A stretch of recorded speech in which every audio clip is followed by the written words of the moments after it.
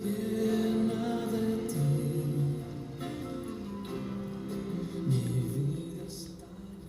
saludo para todos mis hermanos en la fe de nuestro Señor Jesucristo. Ministerios Edificar le da la bienvenida una vez más a esta serie de estudios con relación a la doctrina de la salvación.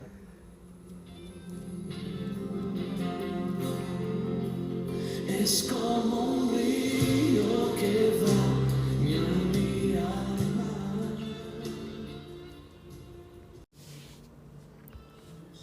Bien, amados hermanos, continuamos con nuestro estudio acerca de la doctrina de la redención. Y para hoy tenemos la segunda parte de este capítulo número 3, esclavos por maldición, libres por amor. Habíamos hablado acerca de las 5 gloriosas verdades que nos proporcionan un claro sentido a la incomprensible predestinación del Redentor, su crucifixión, su muerte y su resurrección. Habíamos visto la redención como plan de Dios trasciende el pensamiento humano. Y vimos el punto 2, la redención como propósito de Dios trasciende las consecuencias del pecado. Y para hoy vamos a continuar con el punto número 3, la redención como soberanía de Dios trasciende a la realidad pecaminosa del ser humano.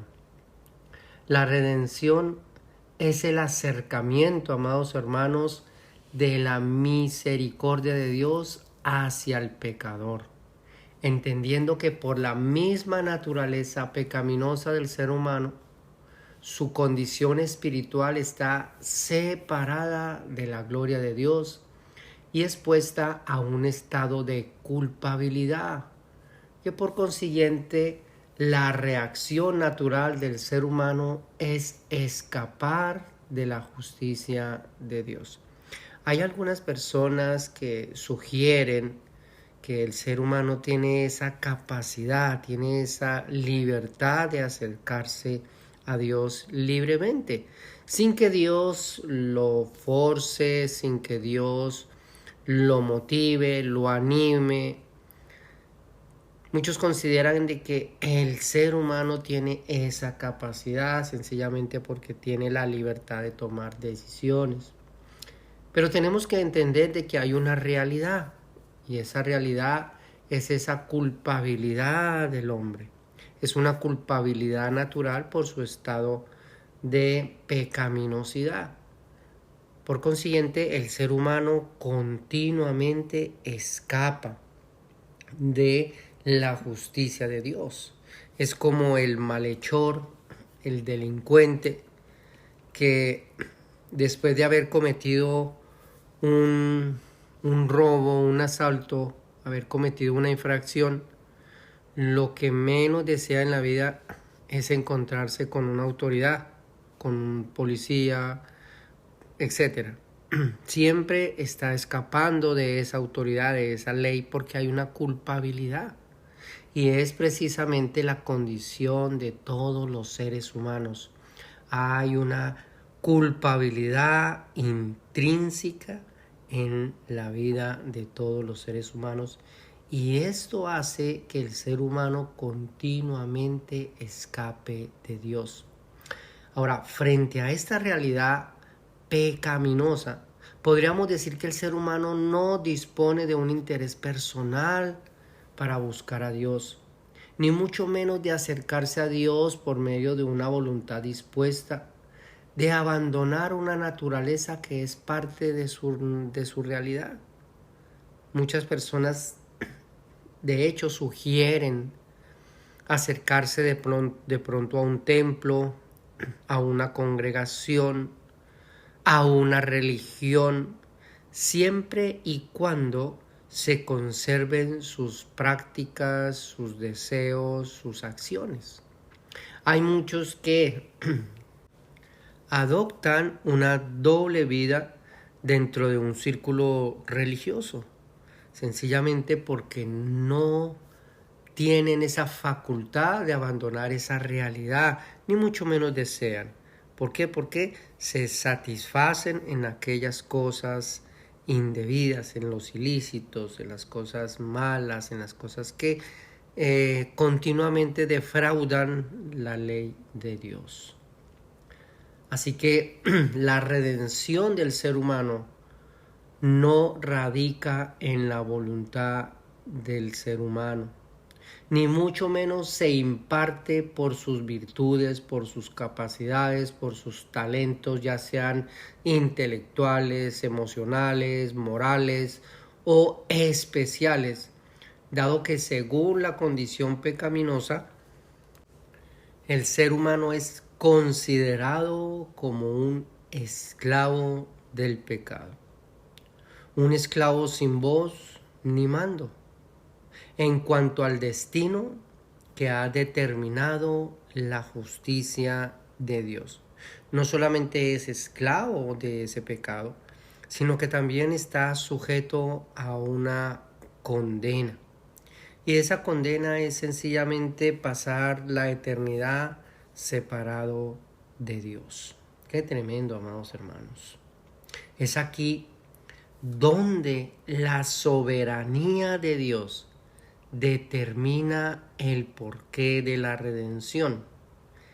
¿Quién ha de redimir? ¿Cuándo ha de redimir? ¿Quiénes serán redimidos? ¿Y en base a qué o a quién se efectuará la redención del ser humano? Cuando hablamos de la soberanía de Dios, hay muchas personas que se indisponen un poco.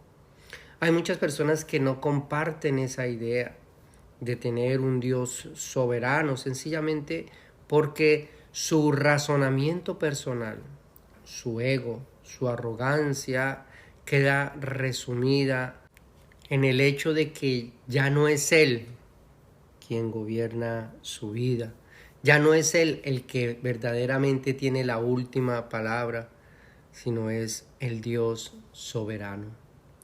El Dios que hizo los cielos, el Dios que hizo la tierra, el Dios que formó al ser humano, que hizo al ser humano, que creó al ser humano y lo creó para su gloria. Así que la soberanía de Dios es de suma importancia, porque es la misma soberanía de Dios que determina el porqué, amados hermanos, de la redención. Es la misma soberanía de Dios que determina quién ha de redimir, quién y cuándo ha de redimir, quiénes serán los redimidos y en base a qué o a quién se efectuará la redención del ser humano. No es cuestión de atribuirle un 50% al hombre y un 50% a Dios, ya que hay muchos que sugieren esta idea, que realmente no sé de dónde sacan este pensamiento teológico, atribuyéndole redención por obras al ser humano, ya que el ser humano, amados hermanos, no tiene esa habilidad, no tiene esa capacidad. Es una verdad que nosotros mismos podemos vivir. Simplemente es contemplar las acciones, los hechos, lo que hacemos, lo que está a nuestro alrededor, nuestra vida, nuestro pensamiento, para darnos cuenta de que no existe esa capacidad. Así que definitivamente para la condición humana, amados hermanos, su proceder es siempre contrario a la justicia de Dios.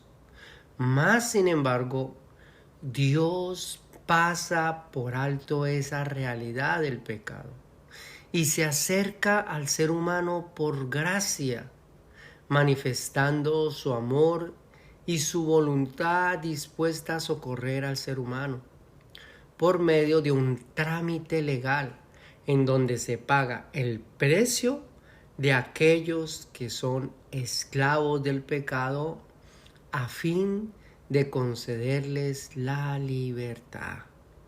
Estamos siempre hablando de lo mismo, amados hermanos, con relación a esta doctrina de la redención, que no es otra cosa que el pago justo para la libertad de aquellos que son esclavos del pecado. Leemos, por ejemplo, en Isaías capítulo 44, verso 24, dice: así dice Jehová, tu Redentor, que te formó desde el vientre. Yo, Jehová, que hago todo, que extiendo solo los cielos, que extiendo la tierra por mí mismo. Qué tremendo que dice que extiendo solo los cielos, que no hay nadie que me ayude, que no hay nadie que me esté motivando, no, que Él solito. Y dice que Él mismo hizo la tierra. Él es tu Redentor, nuestro Redentor, amados hermanos. El que nos formó, el que nos hizo. El que desde antes de la fundación del mundo tenía planes con cada uno de nosotros. Qué hermoso y qué tremenda verdad, amados hermanos. La soberanía de Dios es la que determina la redención, determina qué persona o quién ha de redimir, determina cuándo ha de redimir, determina quiénes serán redimidos, en base a qué van a ser redimidos, en base a quién van a ser redimidos, en base a qué se efectuará o en base a quién se efectuará la redención del ser humano. La soberanía de Dios, amados hermanos. Leemos también en el Salmo 49, del verso 7 al verso 8 y el verso 15. Dice: ninguno de ellos podrá en manera alguna redimir al hermano, ni dar a Dios su rescate, porque la redención de su vida es de gran precio y no se logrará jamás. Pero Dios redimirá mi vida del poder del Seol, porque Él me tomará consigo. Entonces es lo que hace. No solamente Cristo viene al encuentro del pecador, da su vida como el precio justo para nuestro rescate, sino que también en el momento que resucita de entre los muertos, Él nos toma para sí, Él nos pone en un lugar aparte, separado, donde ya no ese amo del pecado puede enseñorearse de nosotros, sino que ahora, amados hermanos, nosotros le pertenecemos a ese Dios maravilloso. Somos propiedad suya. Qué hermoso. Ninguno de ellos podrá en manera alguna redimir al hermano ni dar a Dios su rescate. No hay, amados hermanos, ninguna persona, ningún ministro, ningún pastor, ningún papa, ningún sacerdote, ningún cura, ningún profeta, ningún maestro, ningún apóstol. No hay nadie que pueda darle a Dios, pagarle a Dios, ofrendar, dar algo para el rescate de otra persona.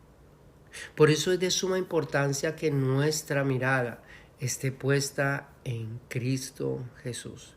Él es nuestro Redentor, Él es nuestro Dios, Él es nuestro pastor, Él es nuestro apóstol, Él es nuestro profeta, Él es quien nos guía, Él es nuestra fuerza, Él es nuestro gozo, Él es la vida eterna. Así que es de suma importancia que consideremos poner nuestra plena confianza en Dios, nuestra plena confianza en ese Redentor y no en los hombres. Desafortunadamente hay muchas personas que han puesto su mirada en los hombres, en un pastor, en una congregación, etc. Y en el momento que el pastor falla, en el momento que la congregación falla, que los hermanos fallan, toman la decisión de apartarse, de irse, ya no continúan en el camino, se desaniman, ya no se ven congregados en un templo, sencillamente porque su confianza estaba puesta en la persona equivocada. Esto, amados hermanos, con relación al punto 3, la redención como soberanía de Dios trasciende a la realidad pecaminosa del ser humano. Es la soberanía de Dios que marca la persona que ha de redimir. Es la soberanía de Dios que determina quién y cuándo ha de redimir, a quiénes va a redimir, en base a qué o a quién se efectuará la redención. Bien, continuamos con el punto número 4.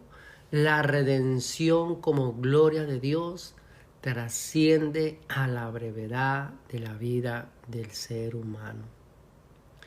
La redención como gloria de Dios trasciende a la brevedad de la vida del ser humano.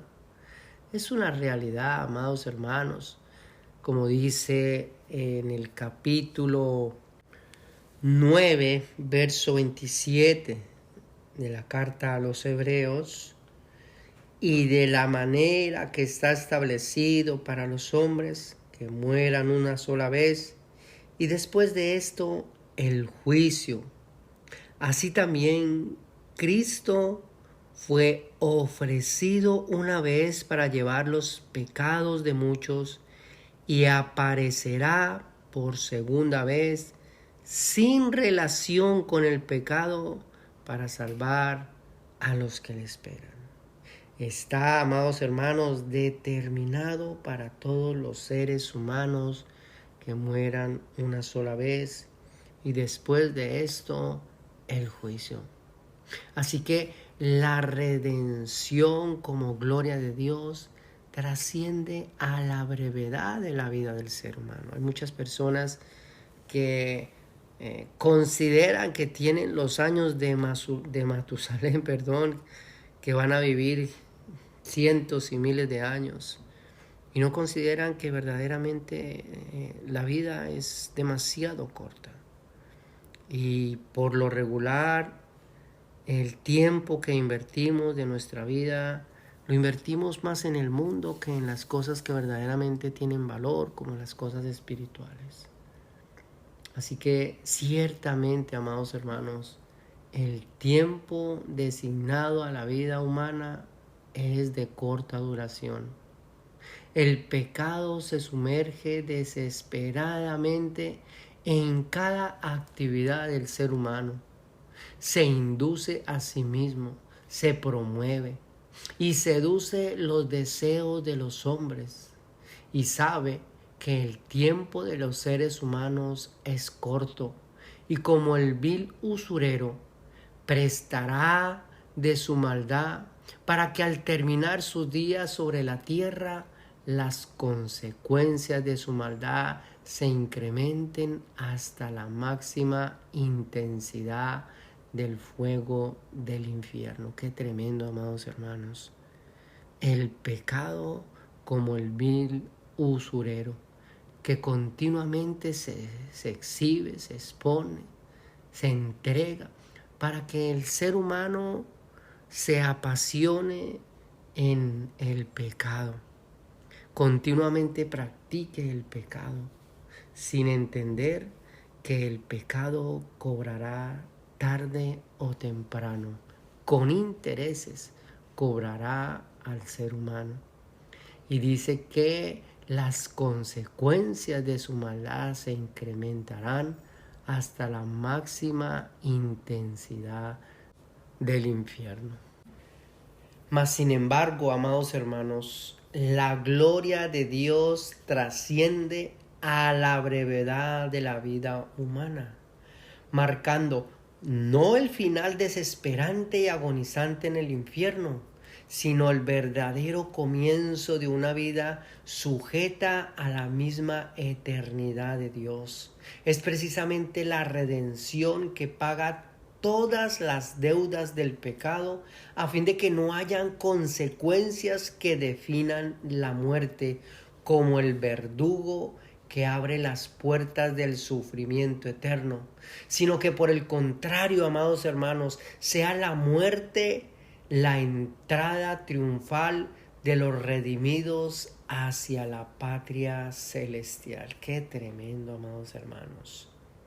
Quiero leerle este pensamiento, este concepto, esta idea, esta verdad. Quiero leerla en palabras de Charles Spurgeon, príncipe de los predicadores, en un sermón con relación a la muerte y su aguijón, expresándolo de la siguiente manera: pensamientos de la última batalla. No puedes matarlo, hombre. No hay esperanza de que puedas poner tu pie sobre su cuello y aplastar su cabeza. Pero una cosa sí se puede hacer. Tiene un aguijón que le puedes quitar. No podrás aplastar la muerte bajo sus pies, pero puedes quitarle su mortal aguijón. Y entonces no tendrás que temer al monstruo, porque ya no será un monstruo, sino que será más bien un ángel de rápido vuelo para elevarte a las alturas celestiales. ¿Dónde pues está el aguijón de este dragón? ¿Dónde debo golpear? ¿Cuál es el aguijón? El apóstol Pablo nos dice que el aguijón de la muerte es el pecado.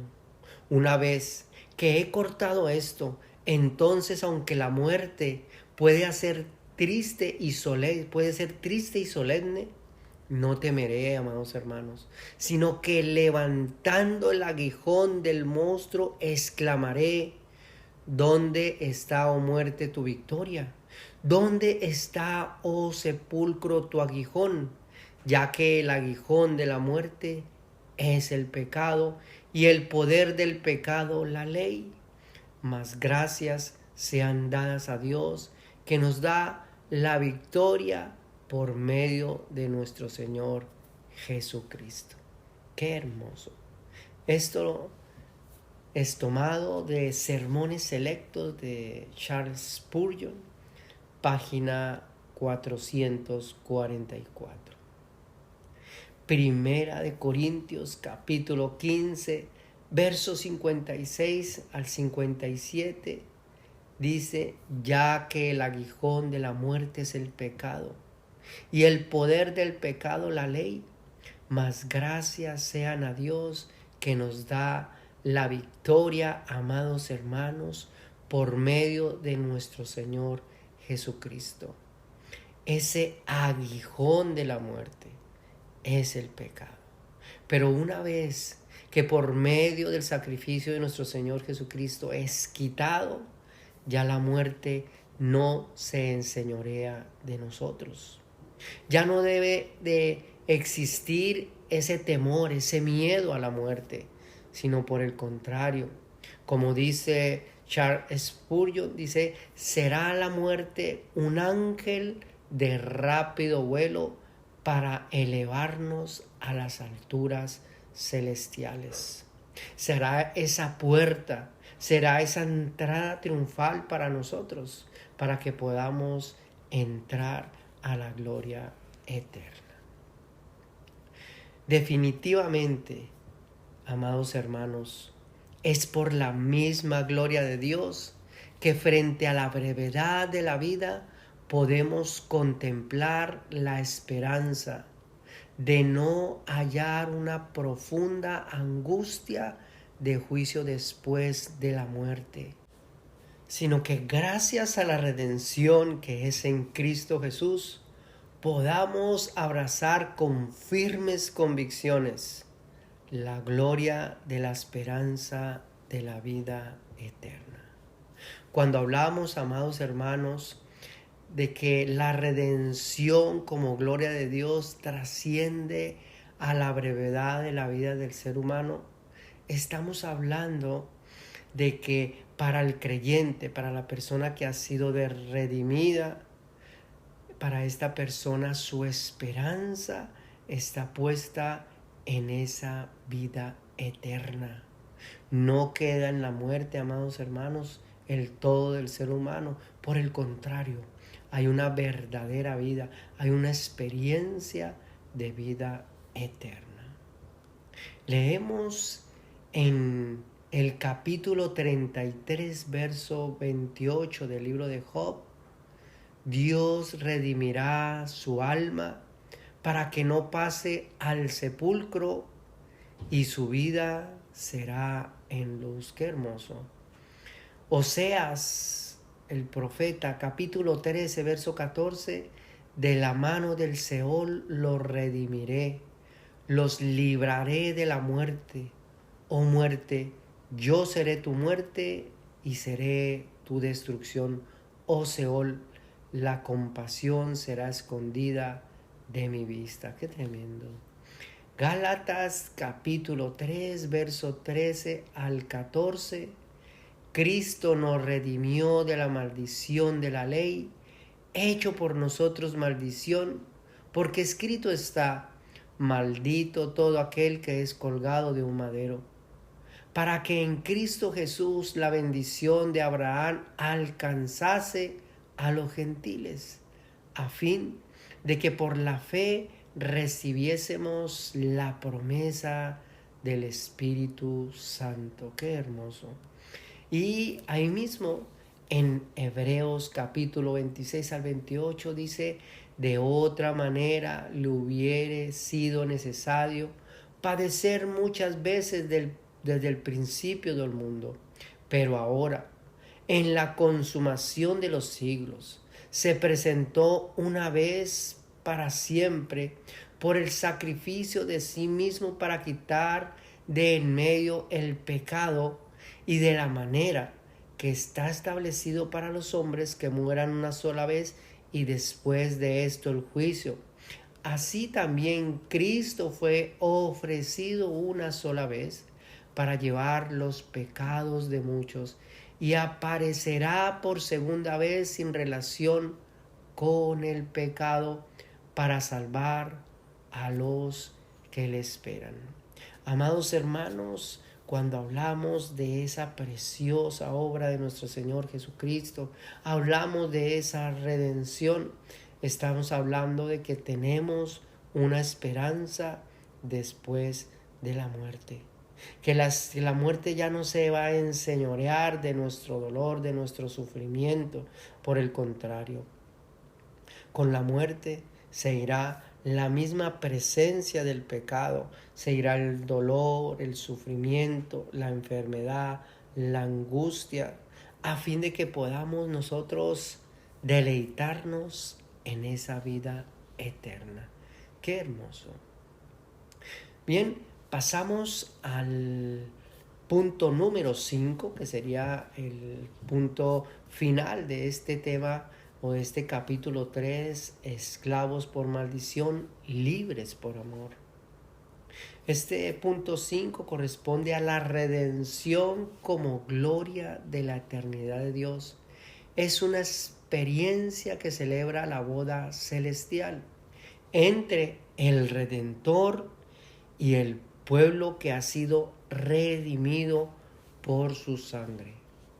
Leemos ahí mismo en Gálatas capítulo 4, verso 5: para que redimiese a los que están bajo la ley, a fin de que recibiésemos la adopción de hijos. No solamente la redención, amados hermanos, nos reconcilia con Dios, sino que nos pone legalmente como hijos adoptados. Dice la palabra, coherederos juntamente con Cristo Jesús. Leemos también en la carta de Tito, capítulo 2, carta a Tito, capítulo 2, verso 4: guardando la esperanza bienaventurada y la manifestación gloriosa de nuestro gran Dios y Salvador Jesucristo, quien se dio a sí mismo por nosotros para redimirnos de toda iniquidad y purificar para sí un pueblo propio y celoso de buenas obras. Redimirnos, rescatarnos, sacarnos, liberarnos de toda iniquidad y purificar para sí un pueblo propio, santificarlo, lavarlo, limpiarlo, purificar así un pueblo propio y celoso de buenas obras. Qué hermoso. Y ahí en Apocalipsis capítulo 19, versos 6 al 9 dice: oí la voz de una gran multitud, como el estruendo de muchas aguas, y como la voz de grandes truenos que decían: aleluya, porque el Señor nuestro Dios Todopoderoso reina. Gocémonos y alegrémonos y démosle gloria, porque han llegado las bodas del Cordero, y su esposa se ha preparado, y a ella se le ha concedido que se vista de lino fino, limpio y resplandeciente, porque el lino fino es las acciones justas de los santos. Y el ángel me dijo: escribe, bienaventurados los que son llamados a la cena de las bodas del Cordero. Estas son palabras verdaderas de Dios. Qué tremendo, amados hermanos. La esposa del Cordero, el pueblo que fue redimido, estará allí en esa boda, en esa cena. Estará allí degustando de esa realidad, de ese propósito por el cual Dios, como Dios soberano, determinó la persona, el lugar, a fin de redimir a un pueblo para su gloria. Esta experiencia, amados hermanos, de la boda celestial condena a todo creyente. Escuche esto, amados hermanos. Esta experiencia de la boda celestial condena a todo creyente y fiel discípulo de Cristo a asirse de una esperanza inamovible del pronto regreso de Cristo y de la realidad de tomar un cuerpo glorificado, ya sea en su regreso o en la resurrección de los muertos, para deleite y gloria de la vida eterna. Yo sé, amados hermanos, que pasamos por situaciones y que hay hermanos que están pasando por situaciones difíciles. Hemos estado orando por algunos hermanos que están pasando por esa enfermedad del cáncer. Y yo sé que hay otros que posiblemente no es una enfermedad, pero están lidiando con asuntos posiblemente en su hogar, en su matrimonio, en su casa, con sus hijos, posiblemente escasez. Algunas personas que posiblemente están pasando por situaciones tan difíciles y no encuentran otra salida.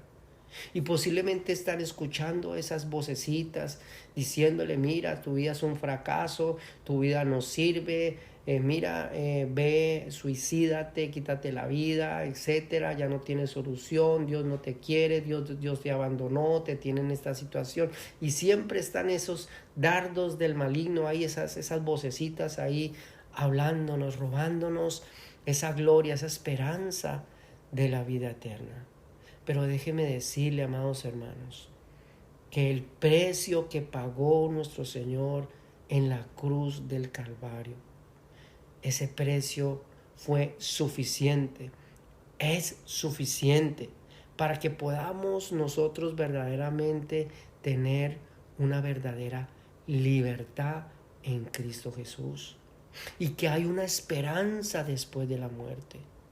Que las aflicciones de este mundo no se comparan con la gloria venidera.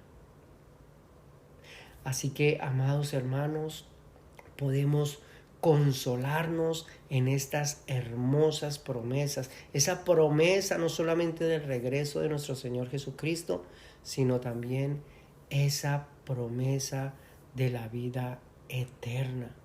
Esta hermosa promesa de las bodas del Cordero.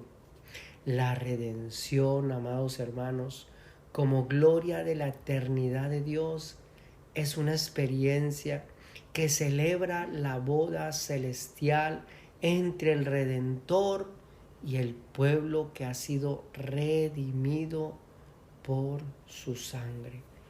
¡Qué precioso!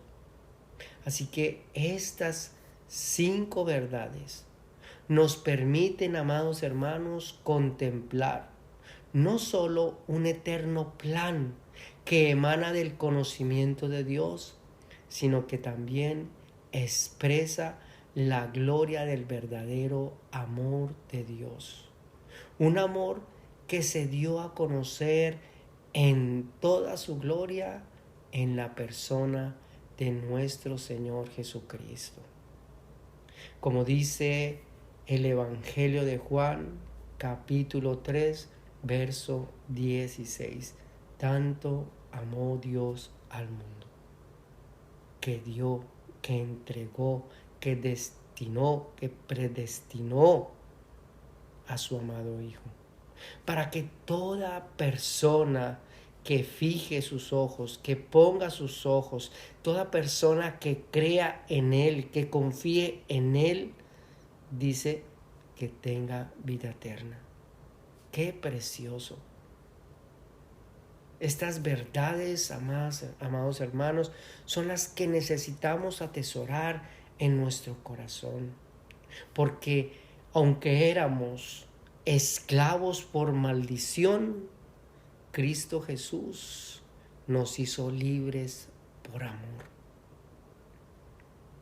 Aunque el ser humano, amados hermanos, para terminar, fue reducido a un estado de maldición y esclavitud, Cristo, por su obediencia, derramó en la cruz del Calvario el amor de Dios, el amor que da libertad y vida eterna. Qué precioso, amados hermanos. Quiero dejarlos con el lema de este estudio y el lema de este ministerio. Porque sin merecerlo, sin mérito alguno, sin justificación y sin ningún derecho alcanzado o propio del ser humano, Cristo dio su vida por él en obediencia, a fin de bendecirlo con la gracia de la vida eterna. Qué hermoso. Y no sé, amado hermano, amigo, oyente, no sé si verdaderamente ha tenido esa experiencia de salvación en su vida. Posiblemente alguien le compartió esta enseñanza, este estudio. Quiero decirle que el Señor tiene planes gloriosos, no solamente para esta vida, sino para la vida eterna. Y yo le invito a que le ruegue, se humille delante de Dios, le implore y le diga: Señor, redime mi alma de la maldición del pecado y dame de esa vida eterna. Qué hermoso.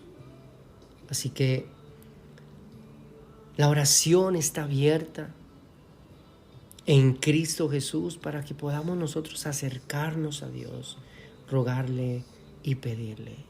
No es por nuestras capacidades, no es por hacer una oración especial, es simplemente porque realmente su corazón se humilla, su corazón se dispone y en lo secreto le pueda pedir al Señor: Señor, sálvame. Bien, dejamos hasta aquí, amados hermanos, y estaremos en el próximo capítulo, que es el capítulo 4, redención del alma y redención del cuerpo en un solo pago.